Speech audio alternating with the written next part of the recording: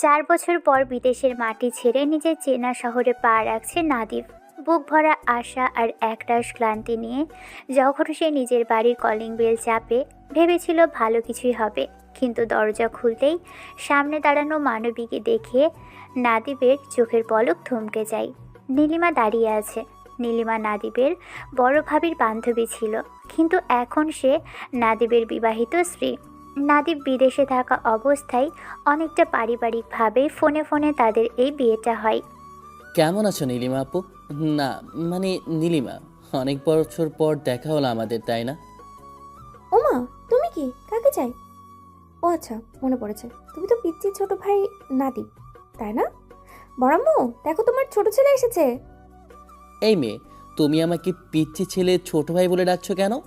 আমি তোমার ভাই হতে যাব কোন দুঃখে? হ্যাঁ, বয়সে একটু বড় তুমি, তাতে কি?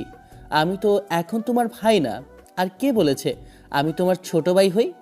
কেন? তোমার আম্মু আব্বু তো আমাকে তাদের আম্মু আব্বু বলেই ডাকতে বলেছে। সেই সম্পর্কে তো তুমি আমার ছোট ভাই হও। তাছাড়া আমার বান্ধবী তো তোমার ভাবি হয়ে এসেছে এখানে, তার দেবর তুমি, ছোট ভাই হবে না? নীলিমার এমন কথা শুনে নাদিবের মেজাজ খারাপ হয়। কারণ 2 বছরের সিনিয়র মেয়ে নীলিমা, কিন্তু তাদের তো বিয়ে হয়েছে। ফোনে যদিও ঠিক মতো ওদের কথা হয়নি, তবুও কি ছোট ভাই হয়ে যাবে সে? গম্ভীর গলায় নাদিব বলে। কী সব আজে বাজে সম্পর্ক বানাচ্ছ তুমি? আরে, আমি তোমার ভাইয়া হতে যাব কোন দুঃখে? আমি তোমার স্বামী, বর। বর বোঝো না? মা বাবা আর ভাবি এ কেমন বলো সিনিয়র সাথে আমার বিয়ে দিল রে। ও আচ্ছা, তাহলে কি এখন থেকে তোমাকে বর বলে ডাকবো? ছোট ভাই বর বললে হবে, নাকি আরো অন্য কিছু বলতে হবে? নাদিবের রাগ এবার আরও উপরে ওঠে। পরিবার দেখে শুনে এমন একটা ন্যাকা মেয়ের সাথে তার বিয়ে দিল। ভাবখানা দেখে মনে হচ্ছে সে বাচ্চা একটা মেয়ে, অথচ নাদিবের থেকে 2 বছরের সিনিয়র। নাদিব দাঁতের দাঁত চেপে বলে। ওই দেখো, বরকে ভাই বলতে হয় না, হোক সে ছোট কিংবা বড়। বিয়ে হলে ছোট ভাই বড় ভাই কোনো ডাক হয় নাকি? হ্যাঁ, তা কি বলে ডাকবো শুনি তো? নাম ধরে ডাকবে। নাম, নামটা জানো তো আমার, নাকি সেটাও ভুলে গেছো এই কয়েক বছরে? ওরে, আমার কি হবে রে? কার সাথে আমাকে বিয়ে দিল রে? হ্যাঁ, জানি তো, খুব ভালো করেই জানি। এটা আবার ভুলবো নাকি? তুমি তো এমনিতেও কথা বলোনি আমার সাথে বিয়ের পর, শুধু নামটা শুনে শুনেই মুখস্থ হয়ে গেছে। হাই রে কপাল আমার। তা আমার কি নাম বলো তো? খুবই সুন্দর একটা নাম তোমার। নামটা হলো হারামজাদা। নাদিব চমকে যায়। মেয়ের নিশ্চয়ই মাথায় সমস্যা আছে। শেষমেশ তার পরিবার একটা পাগলের সাথে বিয়ে দিল তাকে। পরিবারের সাথে ঝামেলা করে সে না হয় দেশের বাহিরে চলে গিয়েছিল, সেখানেই 3-4 বছর ছিল। তাই বলে এমন একটা মেয়ের সাথে বিয়ে দিবে? ভাবির বান্ধবী যে পাগল তা ওর বাড়ির লোকেরা কি জানতো না? নাদিব চিৎকার করে বলে। কি? আমার নাম হারামজাদা? কে বলেছে এটা? কোন সাহসে তুমি এই শব্দ উচ্চারণ করলে? আজকে তোমার উপরে যে কি করব!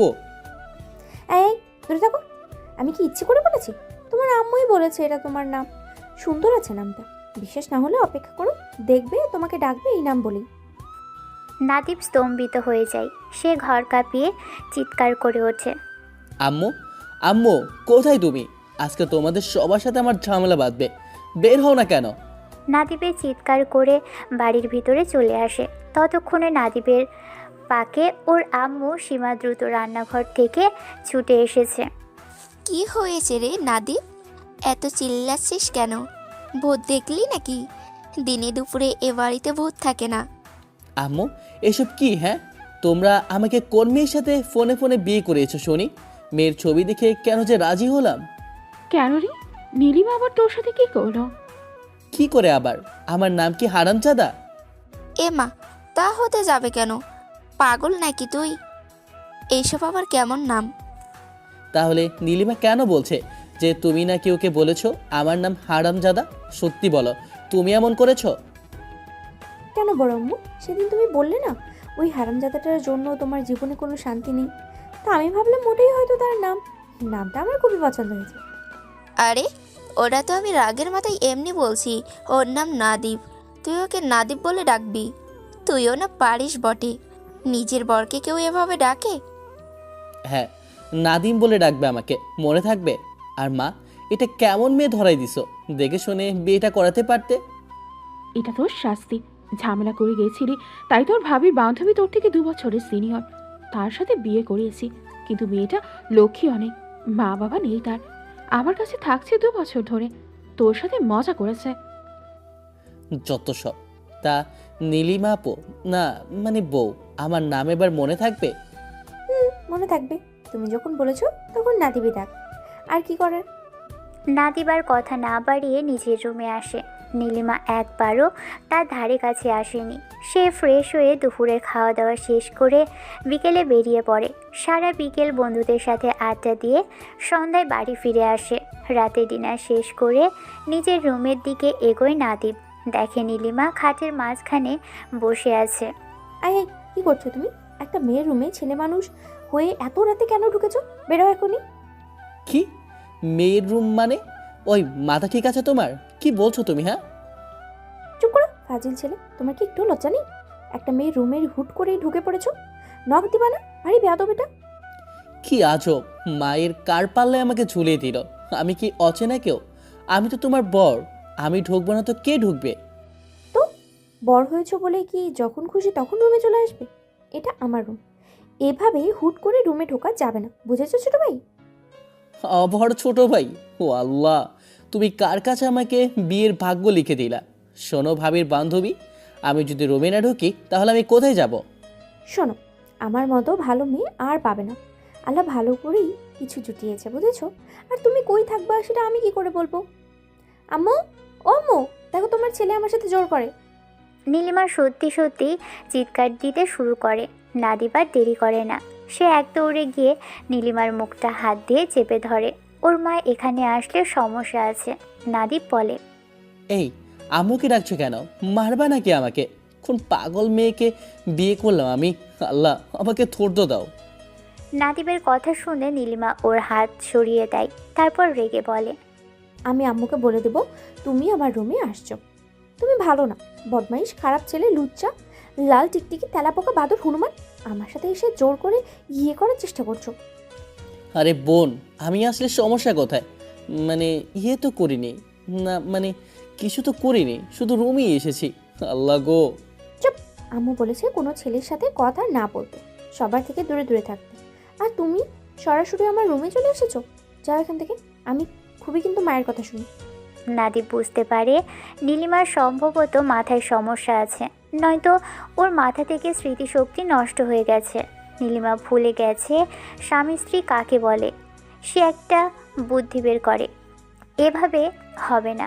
নাদিব ট্রিক বের করে। আচ্ছা, আমার আব্বা মতো স্বামী স্ত্রী তাই না? তারা তো একসাথে থাকে। এখন কি বুঝতে পারছো? স্বামী স্ত্রী একসাথেই থাকতে হয়। আর আমি কি অন্য ছেলে? আর আমি বুঝতে পেরেছি আমার মা তোমার মাথাটা বিগড়েছে। না না, আম্মু ভালো, আমাকে ভালোবাসে। তবে ঠিক আছে, মেনে নিলাম। নাদিব মনে মনে খুশি হয় যে শেষ পর্যন্ত নীলিমা বুঝতে পেরেছে। সে বাথরুমে যায়। নাদিব বাথরুম থেকে ফ্রেশ হয়ে এসে খাটে শুয়ে পড়ে।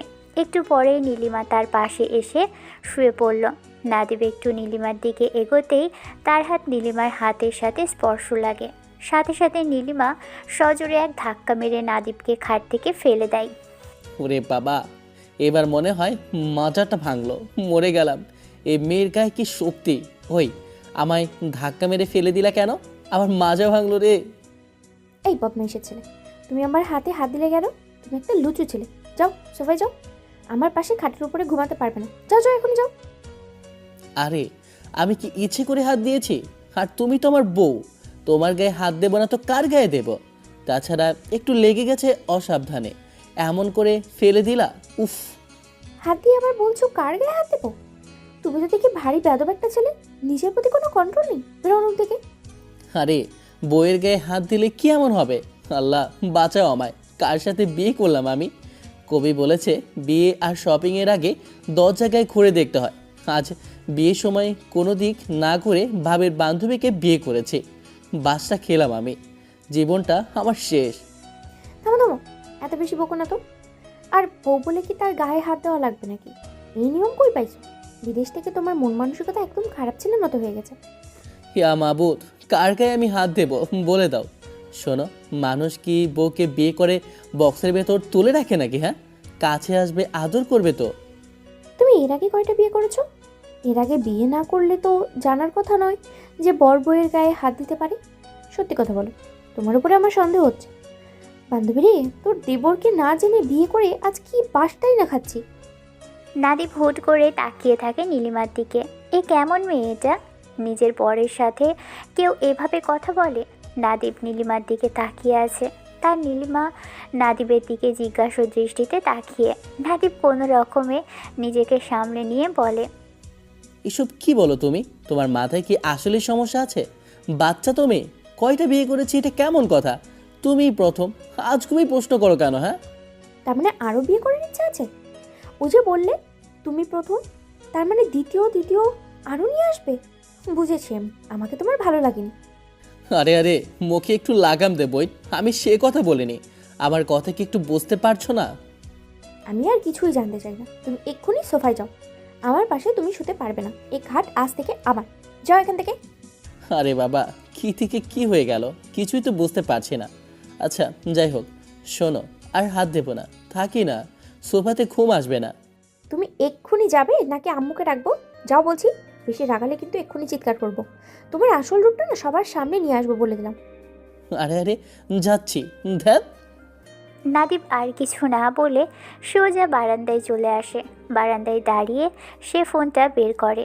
নাদিবেরা দুই ভাই, নীরব আর নাদিব। নীরব তার বড় ভাই। সে বিয়ে করেছে 4 বছর আগে, আর ওদের বিয়ের 1 বছর পর নীলিমা ওদের বাড়িতে বেড়াতে এসেছিল। নাদিবের নীলিমাকে ভালো লেগে যায়। নীলিমাকে দেখে মনে হয়েছিল সে জুনিয়র, কারণ নাদিবের থেকে হাইটে সে কম। তাই নাদিব ভেবেছিল তার ভাবির এটা ছোট বোন হবে। নাদিব সেদিন বাড়িতে এসে অচেনা মেয়েটাকে দেখেই পছন্দ করে ফেলে, যদিও সে কাউকে বিষয়টা বলেনি। তবে 2 দিন পর এক বিকেলে নাদিব নীলিমাকে প্রপোজ করে ছাদে। নীলিমাকে বলেছিল, এই যে পিচ্চি মেয়ে, তোমাকে ভালোবাসি, কাউকে বলো না। আমি চাকরি পেয়ে তোমাকে বিয়ে করব। নাদিবের কথা শুনে নীলিমা ঠাস করে চড় মারে নাদিবের গালে। নাদিব হাঁ করে দাঁড়িয়ে থাকে। নীলিমা বলে, এই বাদল, আমি পিচ্ছি মেয়ে? আমি তোর ভাবির বান্ধবী। তোর ভাবি তোর থেকে সিনিয়র। তুই সিনিয়রদের সাথে বেয়াদবি করিস? দাঁড়া, আজকে তোর নামে বিচার দেবো। কথাটা বলেই নীলিমা চলে যাবার জন্য পা বাড়ায়। নাদিব হাত ধরে। দুজনের ভিতরেই ধস্তাধস্তির সময় নাদিব পড়ে যেতে থাকে। নীলিমার হাত শক্ত করে ধরে। দুজনেই একসাথে পড়ে যায়। নীলিমার ঠোঁট এসে পড়ে নাদিবের ঠোঁটের সাথে। আর এটা নিয়েই বাড়িতে তুলকালাম শুরু হয়। অনেক ঝামেলা বাঁধে। নীলিমা কেঁদে কেঁদে সবাইকে বলে, আপনাদের বাড়ির ছোট ছেলে আমাকে ছাদে একা পেয়ে জোর করে চুমু খেয়েছে। আমি সুইসাইড করব। আমি বাঁচবো না, আমার কি হবে? নীলিমার এমন কথা শুনে মায়ের বকুনি খায় নাদিব। তারপর সে দেশের বাহিরে চলে যায়। নাদিব আর কিছু না ভেবেই সোফাতে এসে শুয়ে পড়ে।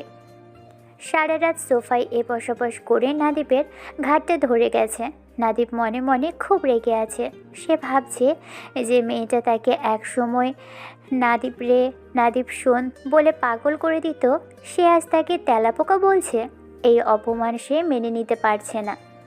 দুপুরে নাদিব গটগট করে নিজের ঘরে ঢোকে। দেখে নীলিমা খাটের উপর একদম পরিপাটি হয়ে বসে একটা বই পড়ছে। নাদিবকে দেখেই নীলিমা বইটা নামিয়ে রাখে। এই যে মিস্টার লুচু, আবার পারমিশন ছাড়া ঘরে ঢুকে পড়লে না? তোমার কি লজ্জা শরমের মাথা একদম খেয়ে ফেলেছো? দেখো নীলিমা, এটা আমার ঘর, আমার আলমারি, আমার জামা কাপড় সব এখানে। আমি এখানে আসবই। আর তুমি আমাকে তুমি করে বলছো কেন? আমি তোমার থেকে ছোট হতে পারি, কিন্তু তোমার বর। এই যে মিস্টার লুচু, আবার পারমিশন ছাড়া ঘরে ঢুকে পড়লে? তোমার কি লজ্জা শরমের মাথা একদম খেয়ে ফেলেছো? বর? কি হাস্যকর কথা। তুমি জানো, ছোটবেলায় যখন তুমি হাফ প্যান্ট পরে ঘুরতে, তখন আমি থাকলে তোমাকে কোলে নিয়ে পাউডার মাখিয়ে দিতাম। আর এখন তুমি বলছো তুমি আমার বর? ছি! ওটা 15 বছর আগের বিষয়। এখন আমি ইঞ্জিনিয়ার, আমি বিদেশ থেকে ফিরেছি। তুমি কেন বুঝতে চাইছো না আমাদের বিয়ে হয়েছে? বিয়ে হয়েছে তো কি হয়েছে? আমি তো সেটা মনে করতে পারছি না। আমার কাছে তুমি সেই ছোট্ট নাদিব যে আমাকে ছাদে প্রপোজ করেছিল। ব্রাশ করো নি আজ? গন্ধ বের হচ্ছে। নাদিব আয়নার সামনে গিয়ে নিজের মুখ দেখে। কই, কোনো গন্ধ তো নেই। নীলিমা তাকে শুধু শুধুই অপমান করছে। নাদিব যখন ব্রাশ করতে যাবে তখন নীলিমা পিছন থেকে এসে তার কলার ধরে হ্যাঁচকা টান মারে। শোনো ছোট ভাই, আজ কিন্তু বাড়িতে মেহমান আসবে, আমার ভার্সিটির কয়েকজন বন্ধু আসবে, তুমি কিন্তু ওদের সামনে একদম আসবে না। কেন আসবো না? এটা আমার বাড়ি, মেহমান আমরাও। না, তুমি ওদের সামনে আসলে ওরা ভাববে ছোট ভাইটাকে, ওরা হাসাহাসি করবে। নীলিমা, তুমি কি সত্যি পাগল হয়ে গেছো নাকি আমাকে পাগল করতে চাইছো? আমি তোমাকে মানুষ করতে চাইছি। যাও এখন, দেরি করো না। আর শোনো, যাওয়ার সময় আমার জন্য একটা কড়া করে কফি বানিয়ে দিয়ে যাবো। চিনি হবে না, শুধু তোমার রাগের মতো দিতে হবে। নাদিব রাগে কাঁপতে কাঁপতে রান্নাঘরে যায়। সেখানে তার আম্মু নাস্তা বানাচ্ছে। নাদিব গজগজ করতে করতে কফি বানাতে শুরু করে। আম্মু, তুমি কি নীলিমাকে কিছু বলতে পারো না? ও আমাকে ছাদের ঘরে পাঠিয়ে দিয়েছে, বলছে ওর বন্ধুদের সামনে গেলে নাকি ওর পেস্টিজ যাবে। এটা কেমন কথা? ও বলছে যখন, তখন জানা বাবা, হয়তো অসুস্থ, মাথায় চোট পেয়েছে। এখন ওর কথা না শুনলে যদি আবার বেশি অসুস্থ হয়ে পড়ে, তুই বরং একটু মানিয়ে নে। তোর সাথে বিয়ের 1 বছর পর ও সিঁড়ি থেকে পড়ে মাথায় চোট পায়। নাদিব মনে মনে সবাই ওর দিকে, সে যেন এবারই ফালতু কেউ। নাদিব কফিতে ইচ্ছে করে 1 চামচ লবণ মিশিয়ে দেয়। মনে মনে ভাবে, এবার বোঝো মজা। তিতা কফি চেয়েছো তো, এখন নোনা কফি খাও। নাদিব ঘরে গিয়ে কফিটা নীলিমার সামনে রাখে। নীলিমা 1 চুমুক দিতেই চোখ মুখ কুঁচকে ফেলে। নাদিব ভাবলো এবার বোধহয় একটা বড়সড় ঝগড়া হবে, কিন্তু নীলিমা হঠাৎ শান্ত হয়ে গেল। জানতাম তুমি এটাই করবে। স্মৃতিশক্তি নেই বলে কি আমি এটাও ভুলে গেছি যে তুমি একটা আস্ত শয়তান? যাও, এই কফিটা তুমি এখন শেষ করবে, পুরোটা, 1 ফোঁটাও যেন বাকি না থাকে। আমি কেন খাবো? ওটা তো তোমার জন্য। খাবে কি খাবে না, নাকি আম্মুকে ডেকে বলবো তুমি আমাকে বিষ খাইয়ে মারতে চেয়েছো? নাদিব কোনো উপায় না দেখে সেই বিস্বাদ লবণাক্ত কফিটা নিজের হাতেই শেষ করে। নীলিমা তখন পাশ থেকে ভিডিও করছিল। দাঁড়ো, এই ভিডিওটা আমি ফেসবুকে দেব। ক্যাপশন হবে, বড়াপুর হাতে নোনতা কফি খাওয়ার শাস্তি ভোগ করেছেন ছোট ভাই। নাদিব আর সইতে পারে না। সে রুম থেকে বেরিয়ে সরাসরি ছাদে চলে যায়। সারা দুপুর সে ছাদে বসে থাকে। বিকেলে যখন সে নিচে নামে, দেখে ড্রয়িং রুমে হাসাহাসির শব্দ। নীলিমার বন্ধুরা এসেছে। নীলিমা খুব সেজেছে আজ। নীল শাড়িতে তাকে অসম্ভব সুন্দরী লাগছে। নাদিব আড়াল থেকে তাকিয়ে দেখে নীলিমা তার বন্ধুদের সাথে বেশ খোশ গল্প করছে। নাদিব সবার সামনে গিয়ে বলে, হ্যালো এভরিওয়ান, আমি নাদিম, নীলিমার স্বামী। এই, তুমি এখানে কেন? যাও তো ভিতরে। কেন যাব? তুমিই তো বললে আমি তোমার বান্ধবীর দেবর, তো তোমার বেয়াইকে তোমার বন্ধুদের সাথে পরিচয় করিয়ে দেবে না? নাদিব, তুমি কিন্তু সিন ক্রিয়েট করছো, যাও এখান থেকে। সিন তো তুমি ক্রিয়েট করছো নীলিমা। তুমি সবাইকে বলছো আমি তোমার বান্ধবীর দেবর, কখনো বলছো ভাইয়া, কিন্তু সত্যিটা কি জানো? আজ রাতে কিন্তু আমরা দুজনে সিনেমা দেখতে যাব, টিকিট কাটা হয়ে গেছে। কিসের সিনেমা? আমি কোথাও যাবো না। যেতে তো হবেই। কথাটা বলেই নাদিব চলে যায় সেখান থেকে। এভাবেই কেটে যায় 15 দিন। নীলিমার যন্ত্রণায় নাদিব অতিষ্ঠ। সে ডাইনে গেলে নীলিমা বামে যায়। মনে হচ্ছে সব ছেড়ে হিমালয়ে চলে যাবে। এক রাতে নাদিব বাহিরে থেকে বাড়িতে ফেরে। মনটা খারাপ ওর। এমন সময় তার কানে আসে তার মা আর নীলিমার কথার শব্দ। রান্নাঘরের কাছে আসতেই সে নীলিমা আর তার আম্মুর কথা শুনতে পায়। বড় আম্মু, নাদিব তো এখন দেশে ফিরেছে, আর এই কয়েকদিনে অনেক জ্বালিয়েছি। এখন কি সব কিছু স্বাভাবিক করে নিলে হয় না? অনেক দিনই তো স্মৃতিশক্তি হারানোর অ্যাক্টিং করলাম, বাচ্চামি করার ভান করলাম, পাগল সাজার নাটক করলাম। এবার কি ঠিক করে নেব? না নীলু, আরও কিছুদিন যাক। ও তোকে অনেক কষ্ট দিয়েছে, আরও কিছুদিন এভাবে থাকতে দে। যা হচ্ছে প্ল্যান মতো চলুক। নাদিব এসব শুনে হতভম্ব হয়ে যায়। তার মানে এসব অভিনয় ছিল? তার মা আর বউ মিলে তাকে এতদিন বোকা বানিয়েছে? রাগে গজগজ করতে করতে সে রুমে যায়। বারান্দায় দাঁড়িয়ে ভাবতে থাকে এসব এখন কি করবে সে। নাদিব সারা রাত 1 ফোঁটাও ঘুমোতে পারে না। তার শুধু কানে নীলিমা আর আম্মুর সেই ফিসফিসানি বাজছে। 4 বছর বিদেশে হাড় ভাঙা খাটুনি খেটে সে দেশে ফিরল একটু শান্তির আশায়। আর ঘরে এসেই দেখলো তার স্ত্রী আর মা মিলে তার সাথে ইঁদুর বিড়াল খেলছে। নাদিব ঠিক করে সে এখন নীলিমাকে বুঝতে দিবে না যে সে সব জেনে গেছে, বরং নীলিমা তাকে যেভাবে জ্বালাচ্ছে নাদিব এবার উল্টো পথে হাঁটবে। সে নীলিমার প্রতি এমন এক অযাচিত যত্ন আর অতিরিক্ত দূরত্ব দেখাবে যে নীলিমায় একসময় বিরক্ত হয়ে সবটাই বলতে বাধ্য হবে। সকাল 10টা। নাদিব ড্রয়িং রুমে বসে ল্যাপটপে খুব মনোযোগ দিয়ে টাইপ করছে। নীলিমা তার রুম থেকে নীল রঙের একটা সালোয়ার কামিজ পরে বেরিয়ে আসে। ভিজে চুলগুলো গামছা দিয়ে মুছতে মুছতে সে নাদিবের সামনে এসে দাঁড়ায়। এই যে মিস্টার লুচু, ল্যাপটপ নিয়ে খুব যে পণ্ডিতি দেখাচ্ছ, কাল রাতে কি বারান্দায় মশাগুলো তোমাকে আদর করেনি? না নীলিমা আপু, বারান্দায় খুব সুন্দর হাওয়া ছিল। বিদেশে তো এসির নিচে থাকতে থাকতে শরীরের চামড়া শক্ত হয়ে গেছে। কালকে ঠান্ডা হাওয়াটা বেশ উপভোগ করেছি। ধন্যবাদ আপনাকে আমার স্বাস্থ্যের কথা ভাবার জন্য। নীলিমা আপু, কাল তো তুমি আমাকে বউ বলছিলে, আজ আবার আপু ডাকছো কেন? আর আমাকে ধন্যবাদ দিচ্ছ মানে কি? আমার উপরে তোমার রাগ হয়নি? রাগ হবে কেন? আপনি তো বড় বোন, বড়রা ছোটদের ভালোর জন্যই তো কষ্ট দেয়। আর আপনাকে তুমি বা তুই বলাটা আমার বেয়াদবি ছিল। আমি ঠিক করেছি এখন থেকে আপনাকে যথাযথ সম্মান দেব। আপনি তো আমার ভাবির সিনিয়র বান্ধবী, তাই না? আই, বেশি নাটক করো না তো। তুমি জানো আমি স্মৃতিশক্তি হারিয়েছি, তাই বলে কি তুমি আমার সাথে এরকম করে পরব্যবহার করবে? মোটেও না, আমি বরং আপনার চিকিৎসার ব্যবস্থা করছি। আমি ইন্টারনেটে দেখলাম স্মৃতিশক্তি ফেরাতে হলে মাথার তালুতে দিনে 3 বার বরফ পানি ঢালতে হয়।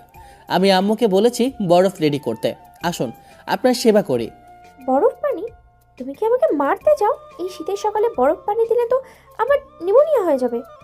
তাতে কি? স্মৃতি ফিরলে নিউমোনিয়া কোনো ব্যাপার না। আপনি তো বলেন আমি আপনার উপর অত্যাচার করি, এবার না হয় সত্যি সত্যি একটু সেবা করি। আসুন আমার সাথে। নাদিব নীলিমার হাত ধরতে গেলে নীলিমা হাত ঝামটা দিয়ে সরিয়ে দেয়। খবরদার আমাকে টাচ করবে না। তুমি বরং ওই বরফ দিয়ে নিজের মাথা ঠান্ডা করো। আমি যাচ্ছি তানিয়ার কাছে, ওর ছেলেটাকে আজ পার্কে নিয়ে যাব। পার্কে যাবেন? একলা যাবেন কেন? পার্কে যাবেন একলা যাবেন কেন? আমি ড্রাইভার হয়ে যাব। আপনি শুধু বলবেন কোথায় নামিয়ে দিতে হবে, কোনো কথা হবে না। আমি আপনার বডিগার্ড। নাদিব তার ল্যাপটপ বন্ধ করে নীলিমার থেকে পিছন পিছন হাঁটতে শুরু করে।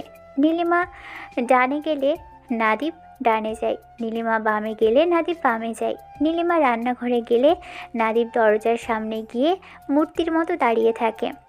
তোমার সমস্যা কি নাদিব? তুমি আমার পেছনে গোয়েন্দার মতো লেগে আছো কেন? গোয়েন্দা নই আপু, আমি তো আপনার ছায়া। আপনি যদি স্মৃতিশক্তি হারানো অবস্থায় কোথাও হারিয়ে যান, কিংবা কোনো দুষ্ট লোক যদি আপনাকে ফুল বুঝিয়ে অন্য কোথাও নিয়ে যায়, আমি থাকতে সেটা হতে দেব না। আপনি যেখানে যাবেন আমি সেখানে 5 ফুট দূরত্ব বজায় রেখে দাঁড়িয়ে থাকব। আমি কোথাও হারাবো না, তুমি নিজের কাজে যাও, আমাকে একা থাকতে দাও। একা থাকা আপনার জন্য রিস্কি। আপনি বরং এখন একটু বসুন, আমি আপনার জন্য নিম পাতার রস করে আনছি। স্মৃতিশক্তি ফেরাতে এটার জুড়ি নেই। নিম পাতার রস? তুমি কি আমাকে তিতা খাইয়ে মারতে চাও? আরে না, তিতা শরীরের জন্য ভালো। আপনার মনের ভেতর যে পরিমাণ ঝাল জমা হয়েছে সেটা কাটাতে এই তিতা খুব দরকার। আমি এখনই আসছি। নাদিব নিমপাতা খুঁজতে বাগানের দিকে যায়। নীলিমা রাগে রান্নাঘরের স্ল্যাটে কিল মারে। সে চাচ্ছিল নাদিব তার উপর রাগ করুক, ঝগড়া করুক, তাকে জড়িয়ে ধরে বলুক, নীলিমা তুমি এসব কি বলছো? কিন্তু নাদিব তো এখন অতি ভদ্র হয়ে গেছে। এই ভদ্রতা নীলিমার সহ্য হচ্ছে না। একটু পরেই নাদিব এক গ্লাস সবুজ রঙের রস নিয়ে ফিরে আসে। এই নিন নীলিমা আপু, একদম ফ্রেশ নিম পাতার রস, এক নিঃশ্বাসে খেয়ে ফেলুন। আমি খাবো না, সরো তো আমার সামনে থেকে। আপনি যদি না খান তবে আমি বুঝবো আপনি অভিনয় করছেন। আর অভিনয় করলে তো আমি এখনই আম্মুকে নিয়ে ডাক্তার সাহেবের কাছে যাব এবং ওনাকে বলবো আপনাকে ইঞ্জেকশন দিতে। নীলিমা গ্লাসটা হাতে নেয়, নাদিবের চোখের দিকে তাকায়। নাদিবের চোখে এখন কোনো অসহায়ত্ব নেই, বরং এক ধরনের চ্যালেঞ্জ। নীলিমা গ্লাসটা ওখানেই ফেলে দেয়, রসটা মেঝেতে ছড়িয়ে পড়ে। যাও, খাবো না আমি। আর তুমিও যাবে আমার সাথে পার্কে, তবে সাবধান, আমাকে একদম বিরক্ত করবে না। পার্কে যাওয়ার পথে গাড়িতে নীলিমা নাদিবকে নানাভাবে উত্ত্যক্ত করার চেষ্টা করে। সে নাদিবের কানের কাছে গিয়ে জোরে গান গায়। নাদিবের চশমাটা বারবার টেনে খুলে ফেলে, কিন্তু নাদিব একবারও রেগে যায় না। সে শান্ত মনে গাড়ি চালায় আর মাঝে মাঝে বলে, আর একটু জোরে গান গান আপু, সুরটা বেশ ভালোই লাগছে। পার্কে পৌঁছে নীলিমা তার বান্ধবীর ছেলেকে নিয়ে ঘাসের উপর বসে। নাদিব ঠিক 5 ফুট দূরে একটা বেঞ্চে বসে বই পড়তে শুরু করে। নীলিমা বারবার নাদিবের দিকে তাকাচ্ছে, কিন্তু নাদিব যেন তাকে পাত্তাই দিয়েছে না। সে তার বইয়ে ডুবে আছে। নীলিমা একটা ছোট পাথর কুড়িয়ে নিয়ে নাদিমের দিকে ছুঁড়ে মারে। পাথরটা নাদিবের কাঁধে লাগে। কিছু লাগবে আপু? পানি তেষ্টা পেয়েছে, আমি ডাব নিয়ে আসি। আমার ডাব লাগবে না, আমি এখানে একা বসে বোর হচ্ছি আর তুমি বই পড়ছো, এটা কি কোনো ভদ্রতা? আপনি তো বললেন আমি আপনার রুমে ঢুকে অভদ্রতা করেছি, তাই এখন দূরত্ব বজায় রেখে ভদ্রতা দেখাচ্ছি। আপনি খেলা করুন, আমি আপনার বডিগার্ড হিসাবে এখানে বসে আছি। বডিগার্ডগিরি ফলানো বন্ধ করো। এই শোনো, আমার এই আইসক্রিমটা না খেতে ইচ্ছে করছে, যাও নিয়ে আসো। এখনই আনছি, তবে আইসক্রিম খেলে আপনার ঠান্ডা লাগতে পারে, তাই আমি সাথে করে এক ফ্লাস গরম পানিও নিয়ে আসছি। আইসক্রিম খাওয়ার পর ওটা দিয়ে মুখ ধুয়ে নেবেন।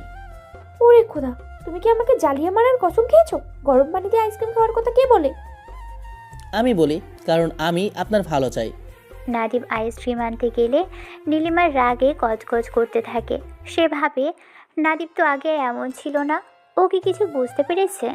না না, ও বুঝলে তো রাগ করতো। ও তো এখন দেবদূত সাজার চেষ্টা করছে।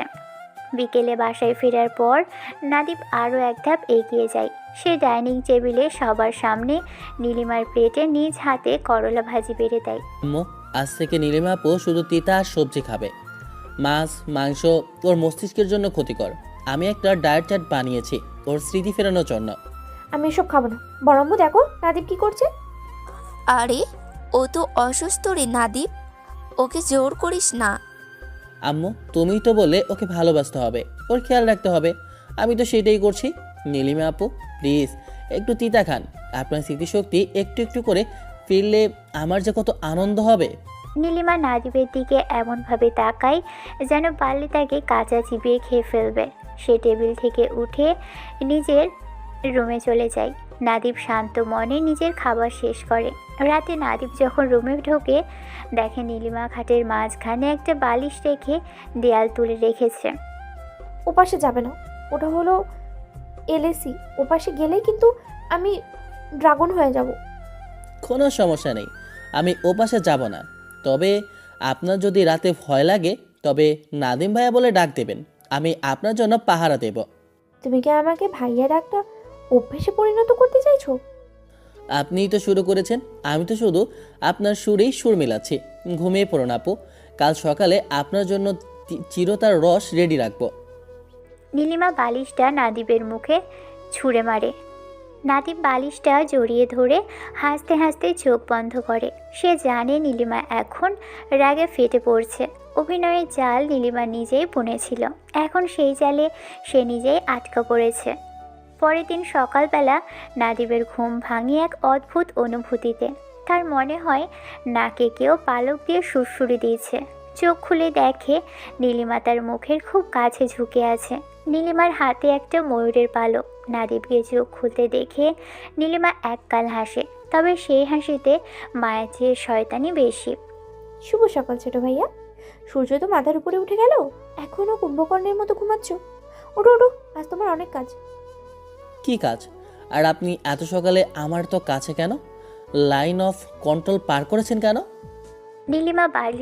নীলিমা বালিশের দেওয়ালটা এক ধাক্কায় সরিয়ে দিয়ে বলে, সব লাইন ফাইন আজ কাজ করবে না। আজ আমার আলমারি পরিষ্কার করা দিন। আমি স্মৃতিশক্তি হারিয়েছে বলে কি ঘরের ধুলোবালিও স্মৃতিশক্তি হারিয়ে ফেলেছে? তুমি ঝটপট উঠে আমার সব শাড়ি আর জামা কাপড় রোদে দাও। আমি কেন দেব? বাসে তো কাজের লোক আছে। কাজের লোক তো পরপুরুষ। আমার শাড়ি কোনো পরপুরুষ ধরলে আমার খুব অস্বস্তি হয়। তুমি তো আমার ভাইয়ার মতো, তাই তোমার উপরই ভরসা করা যায়। যাও, দেরি করো না। নাদিব মনে মনে হাসে। সে বোঝে নীলিমা তাকে খাটানোর ধান্দা করছে। সে বিছানা থেকে নেমে খুব বাধ্য ছেলের মতোই নীলিমার আলমারি থেকে একে একে সব শাড়ি বের করতে থাকে।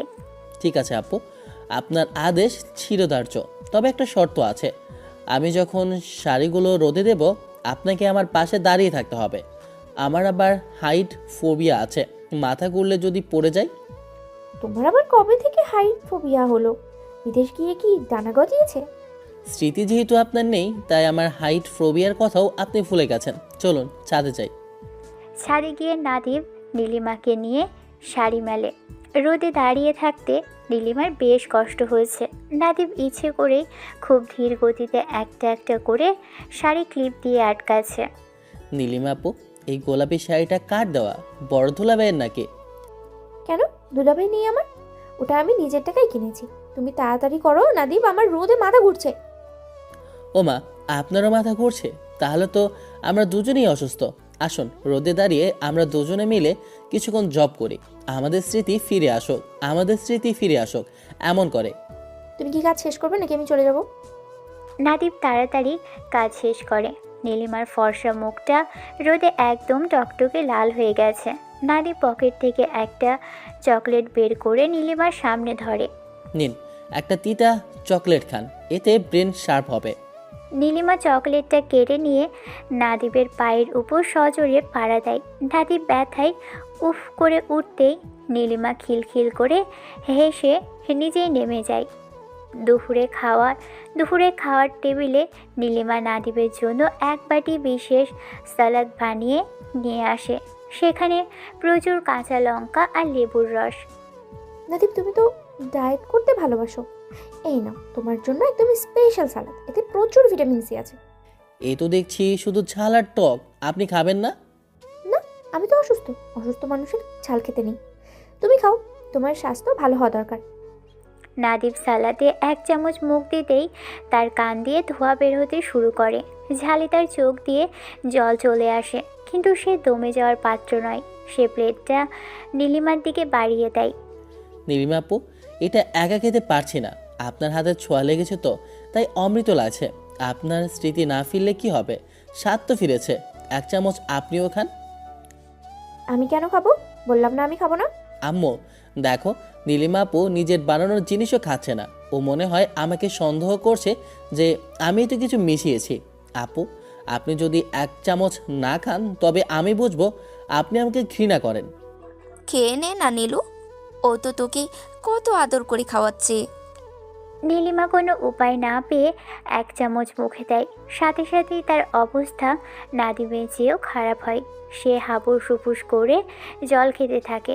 নাদিব মুচকি হাসে। কেমন লাগলো ঝালটা? বেশি টক হয়ে গেছে নাকি? তোকে আমি আজ ছাড়বো না নাদিব, তুই আমার সাথে চাল চেলেছিস। মোটেও না, আমি তো শুধু আপনার ভালোবাসা শেয়ার করলাম। বিকেলে নীলিমা ড্রয়িং রুমে বসে টিভি দেখছিল। নাদিব তার ল্যাপটপ নিয়ে পাশে এসে বসে। নীলিমা হঠাৎ রিমোট দিয়ে চ্যানেল বদলে দেয়। নাদিব ক্রিকেট দেখছিল, নীলিমা লাগিয়ে দিল রান্নার চ্যানেল। ক্রিকেটটা দেখছিলাম তো, বদলালেন কেন? আমার ইচ্ছে, এই বাড়িতে আমি যা বলবো তাই হবে। আর শোনো, আজ রাতে আমাকে একটা ড্রামা লিখে দিতে হবে আমার ভার্সিটির কালচারাল প্রোগ্রামের জন্য। আমি ইঞ্জিনিয়ার মানুষ, আমি ড্রামা লিখবো কিভাবে? কেন? তুমি তো সারাক্ষণ আমাদের সাথে ড্রামাই করছো। একটা স্ক্রিপ্ট লেখা তোমার জন্য কোনো ব্যাপারই না। আর যদি না লিখে দাও তবে আমি কাল থেকে তোমার ল্যাপটপের পাসওয়ার্ডটা হ্যাক করে গেম খেলে সব ফাইল ডিলিট করে দেবো। আচ্ছা ঠিক আছে, লিখবো। ড্রামার নাম দেব এক পাগলি স্ত্রীর ডায়েরি। মূল চরিত্রে আপনি থাকবেন। নাদিব, তুমি কিন্তু অপমান করছো। অপমান নয় আপু, এটা তো শিল্প। আপনি বড় মানুষ, আপনি শিল্পের মর্যাদা বুঝবেন না। নীলিমার রাগে রিমোটটা সোফায় ছুঁড়ে ফেলে। নিজের ঘরে গিয়ে দরজা বন্ধ করে দেয়। নাদিব বুঝতে পারে নীলিমার রাগ এখন তুঙ্গে। সে কিছুক্ষণ পর এক গ্লাস ঠান্ডা আটা দিয়ে নীলিমার রুমের সামনে যায়। নীলিমা আপু রাগ করেছেন? এই নিন, মাঠা নিয়ে এসেছি, পেট ঠান্ডা হবে। নীলিমা ভিতর থেকে চেঁচিয়ে বলে। আমি খাবো না, নিয়ে যাও তোমার মাঠা। বিষ মিশিয়ে নিয়ে এসেছো নিশ্চয়ই। বিষ কেন মেশাবো? আপনি মারা গেলে আমাকে তো আবার পুলিশ ধরবে। আর তার চেয়ে বড় কথা, আপনাকে জ্বালাবে কে? মাঠাটা দরজার সামনে রাখছি, ইচ্ছা হলে খেয়ে নেবেন। নাদিব ড্রয়িং রুমে ফিরে আসে। সে জানে নীলিমা ঠিকই মাথাটা খাবে। একটু পর দরজা খোলার শব্দ হয়। নাদিব আড়াল থেকে দেখে নীলিমা মাথাটা নিয়ে ভিতরে যাচ্ছে। নীলিমার মুখে একটা ছোট্ট হাসির রেখা। রাতে যখন নাদিব রুমে ঢোকে, দেখে নীলিমা খাটের উপরে একটা বোর্ড দিয়ে বসে আছে, লুডো খেলবে। আচ্ছা, একটা বাজি ধরি, যে হারবে তাকে কাল সকালে সারা বাড়ি সব জুতো পরিষ্কার করতে হবে। ঠিক আছে, তবে আমি জিতলে আপনাকে কাল আমার জন্য এলাচ চা বানিয়ে খাওয়াতে হবে। খেলা শুরু হয়। নীলিমা বারবার শয়তানি করে গুটি সরিয়ে দিয়েছে। যখন নাদীপ অন্যদিকে তাকাচ্ছে, নাদীপ সব দেখছে কিন্তু কিছুই বলছে না। হঠাৎ নাদীপ নীলিমার হাতটা খপ করে ধরে ফেলে। এই যে চুরি ধরা পড়ে গেছে। আপনি তো দেখি আস্ত চোর, স্মৃতি নেই অথচ চুরি করার বুদ্ধি ঠিকই আছে। চুরি নয়, এটাকে বলে স্ট্র্যাটেজি। তুমি ছোট মানুষ, বুঝবে না। আর কতদিন নীলিমা, আর কতদিন এই লুকোচুরি খেলবে? নীলিমার চোখের মণি একটু কেঁপে ওঠে। সে সামনে নিয়ে বলে, যতক্ষণ না তোমার এই অহংকার ভাঙছে। তুমি বিদেশে থেকে আমাকে গুরুত্ব দাওনি কেন? কেন তুমি ভেবেছিলে যে আমি তোমার অপেক্ষায় থাকবো না? আমি কখনো তোমাকে গুরুত্বহীন ভাবিনি নীলু। আমি শুধু চেয়েছিলাম আমাদের জীবনটা গুছিয়ে নিতে। ওসব কথা পরে হবে, এখন লুডো খেলো। 6 না পড়লে কিন্তু তুমি শেষ। সে সামনে নিয়ে বলে। নাদিম আর কথা বাড়ায় না। সে বোঝে নীলিমা এখন সত্যটা বলতে চাইছে না, কিন্তু তার আচরণে পরিবর্তন আসছে। সকাল থেকে নাদিবের মনে হচ্ছে বাড়িতে বিশেষ কোনো ষড়যন্ত্র চলছে। রান্নাঘর থেকে আম্মু আর নীলিমার হাসির শব্দ ভেসে আসছে। নাদিব ড্রয়িং রুমে বসে আছে ঠিকই, কিন্তু তার কান ওদিকেই পড়ে আছে। একটু পরেই তার আম্মু ড্রয়িং রুমে এসে দাঁড়ায়, হাতে এক গ্লাস কুসুম গরম পানি আর লেবুর টুকরো। নাদীপ, নীলুর মাথাটা না আজ খুব ধরেছে। ডাক্তার বলেছে ওরে বেশি নড়াচড়া করতে দেওয়া যাবে না। তুই বরং আজ ঘরের সব ধোয়া কাপড়গুলো ইস্ত্রি করে দিস তো। আমি স্ত্রী করব কেন আম্মু? তুমি আছো, কাজের মেয়েটা আছে। আর নীলিমার মাথা ধরেছে তো ও শুয়ে থাকুক। কাপড় ইস্ত্রি করার সাথে ওর মাথা ধরার কি সম্পর্ক? এই তোর বিচার। বউটা অসুস্থ, স্মৃতিশক্তি নেই। তার উপর তোকে একটা ছোট কাজে সাহায্য করতে বলছি আর তুই না করছিস। ও যদি রাগ করে ওর বাবার বাড়ি চলে যায় তখন বুঝবি মজা। আম্মু আর কোনো কথা বলার সুযোগ না দিয়ে কাপড়গুলো নাদিবের কোলের উপর রেখে চলে যায়। নাদিব দীর্ঘশ্বাস ফেলে ইস্ত্রি গরম করতে শুরু করে। ঠিক সেই সময় নীলিমা ধীর পায়ে রুমে ঢোকে। মাথায় একটা ব্যান্ডেজ বাঁধা, মনে হচ্ছে বড় কোনো চোট পেয়েছে। ওনাদীপ, তুমি কাপড় ইস্ত্রি করছো? কত কষ্ট তোমার, তাই না?